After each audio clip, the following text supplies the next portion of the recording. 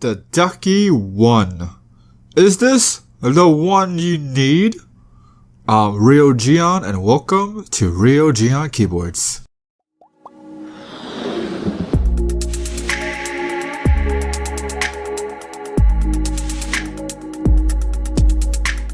This is a very minimalistic keyboard which I know that the community really loves, and I do dig the look myself as well. The standard layout makes it easy to replace keycaps for, which is awesome for those that tend to mod their keyboards. The font is simple and very office friendly, which the community also love, and I like the font as well. Usually the keyboard have some kind of logo where the arrow keys are, which a lot of the people in the community hate, so it's not there. There are LED indicators on the top of the insert, home, and page up row, which is nice because I don't like those keyboards where they have the indicators being stuck onto the keys. Normally, there would be a lot more to say about the front of the board, but the minimalistic nature of the keyboard leaves me breathless. This is an enthusiast keyboard. There are certain keyboards that are meant for certain people, whether they're gamers, typers, or enthusiasts. I believe a keyboard enthusiast is someone that owns lots of keyboards way more than people like you or me. They understand all of the little intricacies about the keyboards, and there is this certain checklist of things that they want a keyboard to have. I think I'll dive more to this topic in a later video. For now, I really think this keyboard is a keyboard that's made for enthusiasts. If you haven't subscribed to this channel yet, then hit that subscribe button and turn on notifications for the latest content. This keyboard uses authentic Cherry MX RGB blue switches, which makes me think that the RGB blue switches are making a comeback, because I'm starting to see more and more of them on keyboards.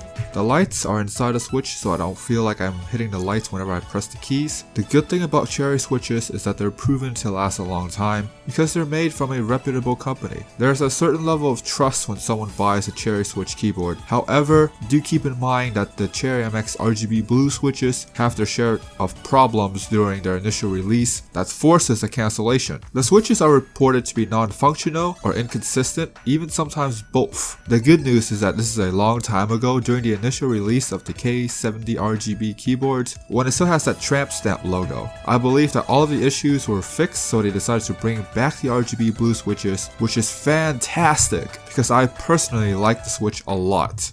This keyboard uses Cherry MX stabilizers, which is nice because it makes the keyboard easier to clean or replace keycaps with. The downside is that this keyboard has the enclosed design, which makes the keyboard harder to clean than the floating design boards. The trade-off with Cherry MX stabilizers is that it doesn't feel as precise as the Cold-Star stabilizers, but personally I would take this trade any day of the week because it makes the keyboard so much easier to clean. I'm not a fan of having to remove metal wires and taking out small plastic pieces when replacing keycaps for the keyboards. Comment down below and let me know which of the two stabilizers would you prefer more.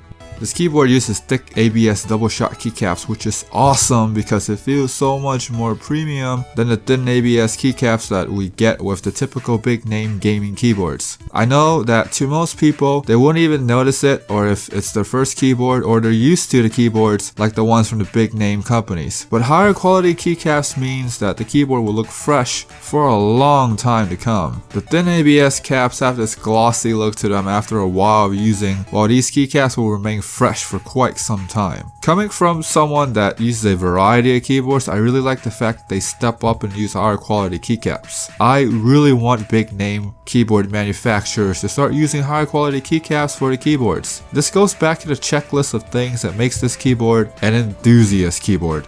There are two flip-up feet, which gives this keyboard 3 different angles, and they have rubber on them, so that means the keyboard will be planted no matter what angle you place it at. There are dip switches, which move the functions buttons to different places. In a sense, if you move the function button to where the Windows key is, then you basically have Windows lock or game mode, like the people in the marketing department like to call it. The cable is detachable, which is really nice because the cable were to have any issues, you could just replace it with a different cable. There's also cable management slots for you to place the cable at the spot that is most convenient to your setup. The cable that's included is quite nice because it has cable management velcro and the USB tip are gold, but the cable itself isn't braided.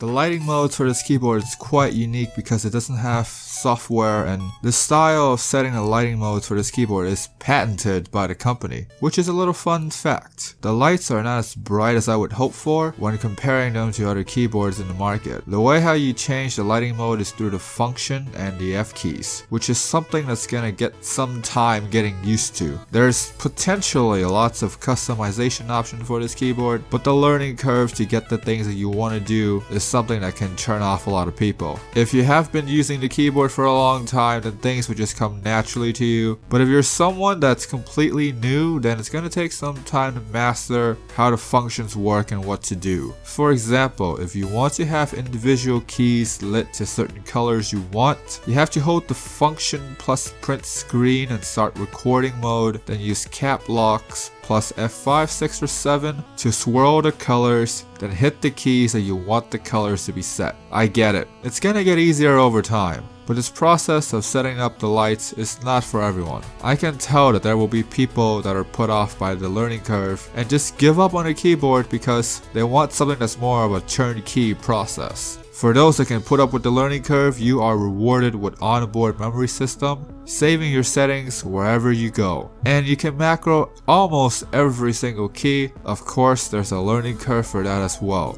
A tip to get the best out of the keyboard is to prepare to spend some time to get acquainted with the keyboard. This is how you can make the best use of the features and get the most out of your money. The one thing that I notice about the MX RGB Blue is that it seems to have a recurring theme. The recurring theme is that it feels stiffer than the regular MX Blue. It's the same for this keyboard. The switches seem stiffer than the regular MX Blue. The typing experience is enjoyable, but I wouldn't go as far as to say I find excuses to type on this keyboard because finger fatigue will happen sooner rather than later. I noticed that the enthusiasts like stiffer switches because they love switches that requires more grams of force, and there's even a custom switch that's made for the purpose of adding more weight. I'm talking about the Zelios. Personally, I like switches that feels lighter because I don't want to deal with finger fatigue, but I know lots of people don't get finger fatigue when typing on the heavier switches because they're just more of a heavy-handed typer. If you play lots of MMO or you edit lots of videos, then this keyboard might work in a pinch, but I really don't think it's a keyboard you would be looking for. If you play FPS, then this keyboard should be right up your alley, especially with a red switch. If you're an RTS gamer, then you might also want to consider this keyboard as well. If you're a keyboard enthusiast, then there's a good chance that this keyboard is already in your possession, or you might want to pick it up. Pricing is always subject to change, but you can expect to find this keyboard in the low to high 140s. I know you might think that's a little bit pricey considering it's a TKO, but the quality you get is something that will be worth the price of admission. I'll leave a link below, that like button for you to check out. I recommend clicking on the link as often as you can to get the best deal possible. If you made it this far and haven't subscribed yet, then hit that subscribe button and turn on notifications to become part of the mighty notification squad. As always, have an awesome day.